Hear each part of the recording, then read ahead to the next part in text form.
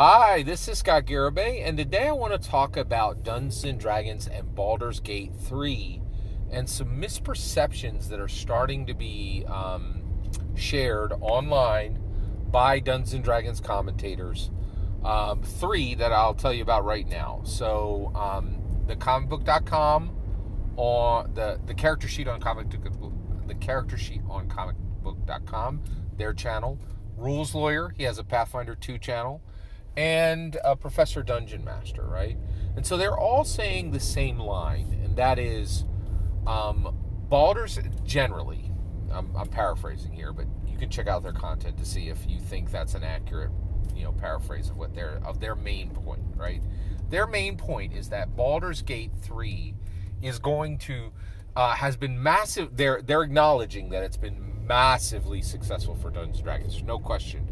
There's 800,000 concurrent There's 800,000 concurrent users of Baldur's Gate 3 right now, and it's broken many records and has been one of the most widely received video games of all time. It's definitely in the top 100, and in fantasy tabletop in fantasy video games, it's smashing a lot of records. It's not the number one game ever, but it's on a lot of the top 10 lists, right? If you were, depending on how you slice it.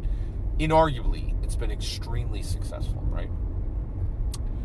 So basically what they're saying is that, hey, Hasbro is trying to turn Dungeons & Dragons into a video game, right? And Hasbro only cares about digital, and they're going, and Hasbro only cares about digital. Okay. Now, nested in that last one is, I think they're trying to say that they're going to that Hasbro will kill Actually, I think they've said this pretty flat out, that they think Hasbro is going to try to kill the physical book, right? Which I think is absolutely absurd and is outrageously ignorant, because it's ignorant. It's ignorant because all you need to know that that's wrong is just look at the comic book industry. They're way, Dungeons & Dragons is like 50 years old. The comic book industry is 80 years old. 3 decades past Dungeons & Dragons, and hasn't stopped printing a thing, right? Like, you could still walk in every state in America and buy comic books off the rack, physical. Done and done. Within 25 miles of my house, there's at least 3 shops, right? Still open, still selling. It's not even an issue. And in fact, digital comic sales have suffered recently. So, it's just outrageously ignorant to say what they're saying. I think it's a massive, purposeful avoidance of just what we're seeing, right? Like, it's absurd, right? So what they're saying, and here's where we land, right? Why are they wrong, and how should we understand what's happening? So first of all, here's the kicker, okay? There's two types of customers, right? Today, you can get your Dungeons & Dragons customers. That's people who buy D&D Canon hardbacks. That's a physical object, okay? Who collect them, right? That is the most charismatic, confident, intelligent people on the planet today. That subset, right? Or you can get video game fans, right? Or so Hasbro can get the most charismatic, confident, intelligent people in the world. And why is it? Why is D&D an absolute? Why is Dungeons & Dragons fully a? Why is Dungeons & Dragons 100% a lock for the most charismatic, confident, intelligent people in the world? It's very simple. Dungeons & Dragons right now, current edition, has 8,000 pages of canon. Right? The only people who are engaging with that are massively intelligent. In order to be a dungeon master, you fundamentally have to be charismatic, right? And in order to create a new identity, as a dungeon player, as a dungeon performer, you have to be confident, right? Like, so it is a self-fulfilling prophecy for charismatic, confident, and intelligent. It's just the way of it, right? So with all that said, you arrive at this point, right? So now, what are the other customers you can get? People whose main activity, their primary activity, their favorite activity is video games. Where do you land there? Well, let me tell you. It's very simple where you land there. you land specifically with a group of people who are incredibly unengaged and uninteresting, right? And the reason why, like, just think about it, right? Like, so you ask somebody, hey, what are your interests? Oh, I'm into video games. Done. Next. Move on.